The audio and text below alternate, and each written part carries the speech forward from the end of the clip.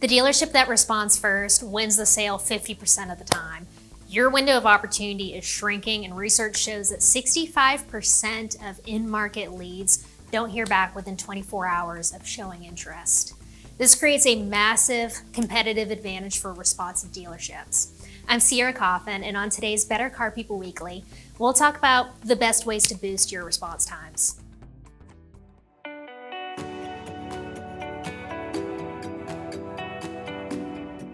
Welcome to Better Car People Weekly. I'm Coffin, and joining me today is the man who knows all things automotive, Mr. Matt Lowery. So Matt, let's talk about it a little bit. What matters in lead response time, and how can we cut that shorter? You know, it's funny because, I listened to your intro and I completely agree. We need to respond, and we need to respond quickly. But one thing I do want to caution, it's not just responding fast, and he who responds first wins 50% of the time. It's he who responds first with a quality response. If you have an autoresponder that is just going out right away saying, hey, someone will be, we got your lead and we got your information, someone will be reaching out to you shortly. That's not, 50% of those people are not going to be converting. The same thing if you're just doing the whole thanks for your inquiry, when do you want to come in and take a look at it? That, just because you could do that quickly, is not getting you that 50%. It's, are you responding quickly with relevant information to what the customer actually inquired about? What's the quality of that response? So it's not just speed, it's speed with quality. That's what we got to pull in. And everyone, something that I think we often lose track of is everyone is a different type of buyer. Sure. I'll use a personal example. Me, I'm a psychopath. I'll put in a lead on a vehicle. I just want to know it's available. I already know I'm going to buy it. Last car I bought it within 8 hours of putting the lead in it. Now, my fiance, on the other hand, God love him, he makes much wiser purchasing decisions than I do, but he also takes 6 months to decide on the vehicle he's going to buy. Sure. So if he's putting in leads and he's asking questions about the vehicle, whatever it is, down payment, monthly payment, et cetera, if you send me a canned response that just says, hey, great news, the vehicle here, it's on the lot, come and get it, come buy it, test drive it, whatever, that's going to work on me. I'm going to come buy the vehicle, whoever responds to me first, quite frankly. With my fiance, he's a very different type of purchaser. If you do not read his lead and answer the questions that he has, he's going to move on to the next person. A lot of people are like that. Well, and I think what you have to understand too is, when we're talking about that initial response, even if you had asked me, is that vehicle available, right? Or do you have that on your lot? I need to be clear that I have it available, not just nice choice when you want to come see it, because I'm not, again, right? You can tell when it's that canned response, not to mention when you get there and now the vehicle's not there because nobody read it. How happy are you going to be now? Exactly. And, when we talk about response times, and, I'm with you, anything within about 10 minutes, I'm all for. I think reading it, coming up with an actual response, typing something up, sending it out, is reasonable within 10 minutes. But I go the other way too. If you're too fast, if you fire it back, if you hit submit and in 30 seconds you got a response, do you think anyone actually read anything that you're asking them and came up with a response in 30 seconds? No, that's just a canned message, right? So it's the quality of that message. It's okay to take a couple minutes, but the days of it's okay to take 30 minutes or an hour, no, you got to go quicker than that. And again, you can use a lot of AI to help you with these, going forward. AI doesn't replace the person, it just helps supplement, right? Come up with some of the responses that we should be sending as well. And, look, I'm in the car business. I know the car business inside and out. But when I bought my last SUV, I didn't know if I wanted an SUV or a truck in the beginning, right? So there was nothing you could say to get me to come in right now. Now, I make my purchasing decision quickly once I know what I want, but I didn't know what I wanted yet. Do I want an SUV or a truck? I reached out to 4 or 5 different dealerships, and I basically said, I'm looking at this SUV and I'm looking at this truck. Not sure which way I want to go. All of them sent me the same canned response. None of them addressed it. None of them said anything along the lines of, hey, I can send you some information on the SUVs and the trucks to help you, or how are you going to use the vehicle? Maybe I can help you out with this. Not one. They all just said, when do you want to come in? When do you want to come in? Here's my favorite example that I see very frequently. Customer sends in a lead. It's brand new vehicle on the lot. There's no pictures that have been uploaded online yet. Cool. Customer puts in a lead. I want to see more pictures of the vehicle. To your point, they get the same canned response that they're sending everyone. And the first response, if someone responds at all, is, cool, I asked for pictures on the vehicle. Did you get that note? And even if we, for whatever reason, can't answer that question within 10 minutes, at least address it. At least say, hey, saw that you're looking for pictures on this vehicle. Gonna have that out to you right away. Or, something. Or here, because I also understand, look, let's also be honest. You want me to go take pictures of the vehicle. If I keep asking salespeople to go out and take pictures of the vehicles, especially, we're coming into nicer weather now, but when it's snows out there and you got to clean the car up and do all this, and the customer's not even committing that even if the pictures are right, are they going to come in? I might not be going out there taking all these pictures, but shouldn't the response at least say something like, great, I can get you those pictures if they're exactly what you're looking for. When did you want to come in and take a look at the vehicle? Exactly. So then when the person goes, well, if the vehicle's exactly what I'm looking for, I can come in tomorrow at 3 o'clock. That's a different conversation than, well, I want to see the pictures and then I'll decide. Right. Well, that's that old school kind of tire kicker where, look, am I going to go brush off all the snow in the car and wash it and the guy's not even committing, even if the pictures are right, that he's going to come in? I don't, I at least understand the conversation. But shouldn't we at least, address it, to your point? You're asking for more pictures. Now, if I need some information from you in order to get that, but I should acknowledge that. Hey, no problem. More than happy to get you more pictures. I'm just curious if they're exactly what you're looking for. When were you going to come in? I think that's a fair response back, right? And then if they respond, I can be there this afternoon. Great. Let's go grab that car, put it up on the lift, take pictures of the undercarriage, whatever it is that we have to do that they're trying to do. Because best case scenario when we're not reading the lead before we proceed is that we annoy the customer. Sure. Worst case scenario is they're gone forever. Sure. I mean, and we talk all the time about what sets your dealership apart from the dealership down the street. If we're just honest with ourselves, right? Because a lot of times what I'll hear is, I ask people all the time, why would I buy from your dealership and not the dealership down the street? 9 times out of 10, it's, well, because of me, I'm here. And I'm like, come on, man. Don't you think there's someone just like you down the street? If we're just honest, I care. There's someone who cares down the street. Your intentions do not matter. All that matters is how people perceive your intentions. And that initial intention and how I perceive it is based on that initial email that you send out. That's the first thing, and I'm judging everything else off of that. And if that first response is, thanks for your inquiry, it's probably not going to work. If that first response takes me an hour to get, it's probably not going to work, right? We have to think about this and what's really setting yourself apart from what the guy is going to say down the street. So let's lead into what I like to call the vanishing window of opportunity. I'm sorry. The vanishing what? The vanishing window of opportunity. Okay, I'm on Zach's script. On Zach's script. So you didn't come up with the vanishing, because I was about to be impressed if you came up with. No, you weren't. No, I wasn't. No, The vanishing window of opportunity. All right, what is the vanishing window of opportunity? Well, Matt, I have some statistics here for you. All right. The great. first being that 50% of consumers purchase from the vendor that responds first. Sure. We just talked about my car buying antics. That doesn't surprise me too much. How do you feel about that? What do you notice? It doesn't surprise me at all. Again, I think that number might be a little skewed just because so many dealers aren't responding at all, or taking hours to respond. Again, we talked about this earlier. To me, it's quality. If I had to pick, I'm going to take quality over speed. Agreed. But I don't think there's any reason we can't do both. Right. Right? And that's what we got to work on and what we have to come up with. No, and I definitely agree with that too. And I also have here that 65% of in-market leads don't even hear back within 24 hours of going on a dealership website. That is, and that to me is the big thing. How in the world is that okay? And a lot of times you hear, Sundays or off hours. I mean, ideally, and I think this is where AI could really help out with a lot of this, right? To respond. And I understand too, if a customer is sending in a lead at 2 a.m, he's probably not thinking he's going to get a response at 2:30 a.m. from a dealership. You know that they're closed.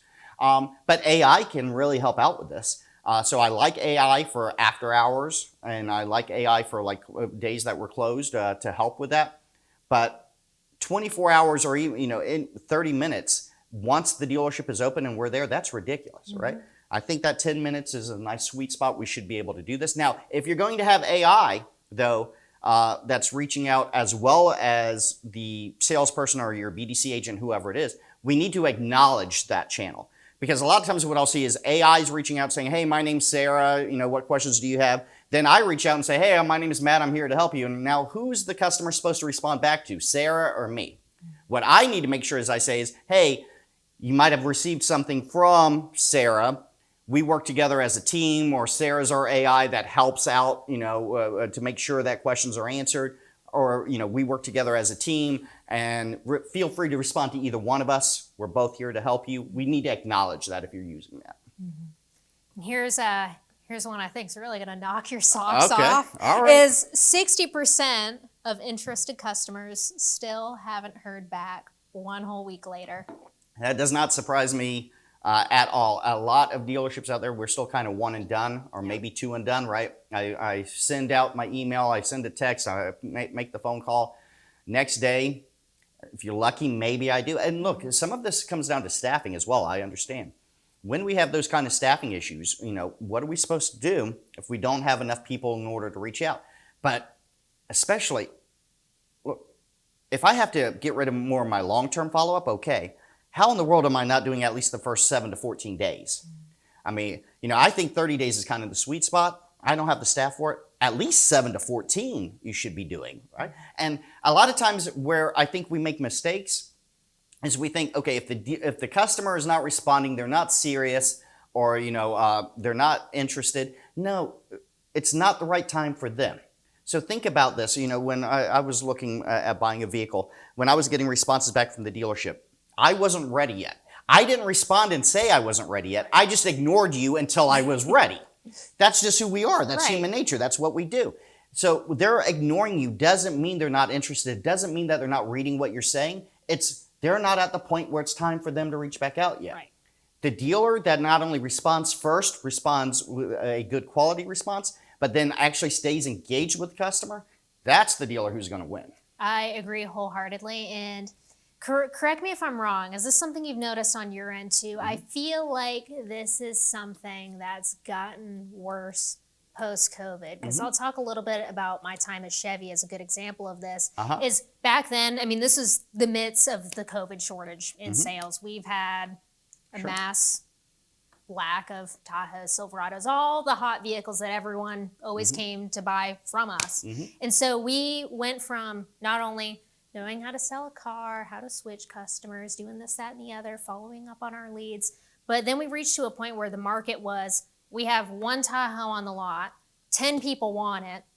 First guy who comes in, he's going to pay 10 grand over sticker. He's going to buy, and we're just going to do away with the rest of the customers that come in. So I feel as though we built bad habits during that time. And now as a result, if someone doesn't respond in the first 2 emails, we wipe our hands, move on to the next best thing. Sales hides a lot of sins, right? We have not had to had any skill to sell any of our cars in the last 4 years. That time's over. We got to get back to it. We're all a little rusty. If you've been selling cars and you started since 2020, you've never had to sell a car. You've been able to be an order taker. You have to now. Even our older time people that have been with us for a long time, it's rusty now. They're rusty now, right? You haven't had to do it in years. And you're right, you develop bad habits. It's real easy. We got to get back to it. The days of I have the car, I can sell the car are over. We need to understand that, and we have to get back. Now, we also need to understand, though, and we talked about this a little bit before last time we were talking, is though our customer is changing as well, right? They're younger. They're more tech savvy. They want more information online.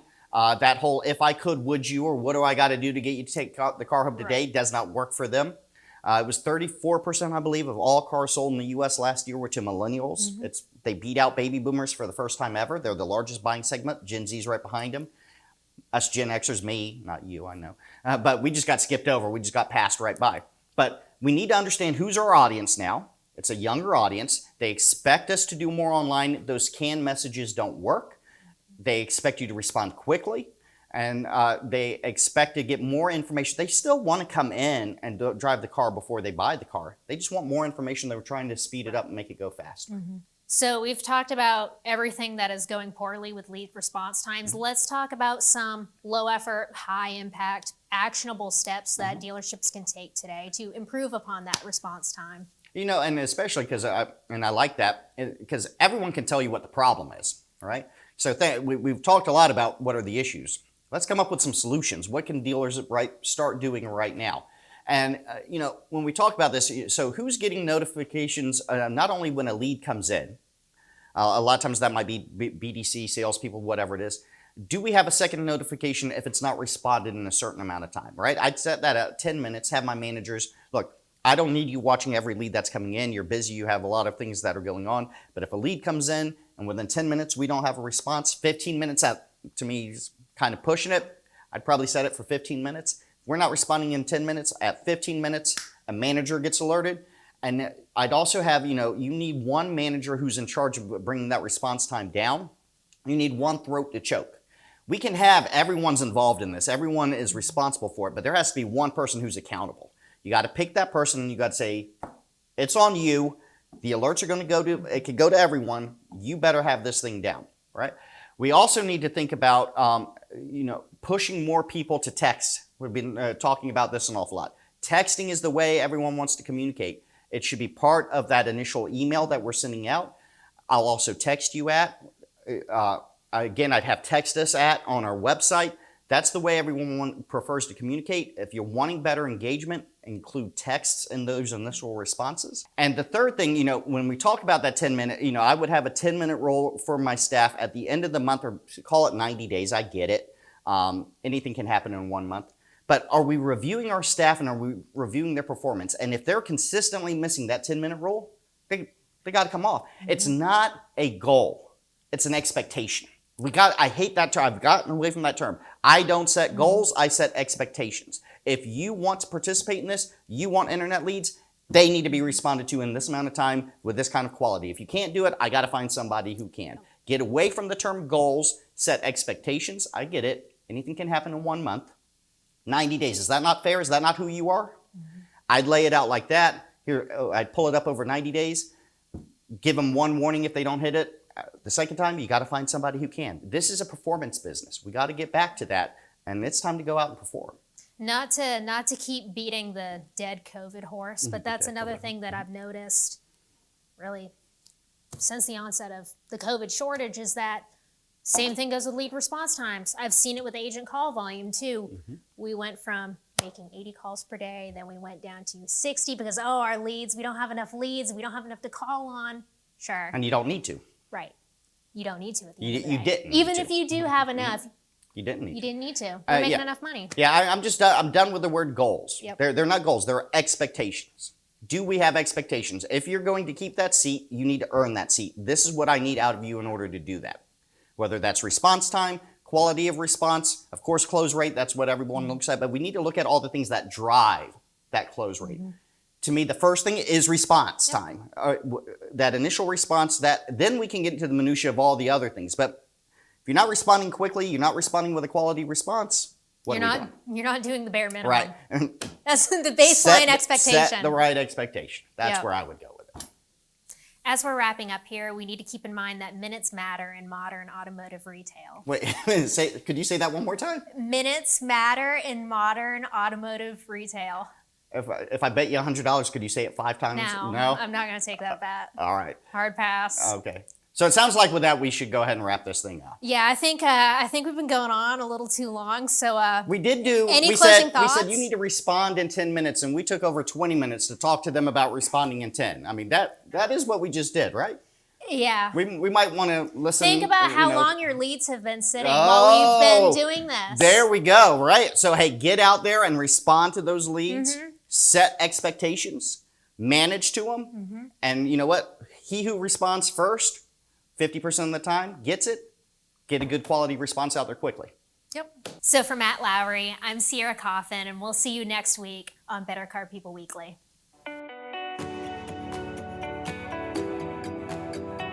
For more information on Better Car People's training and AI solutions, visit bettercarpeople.com.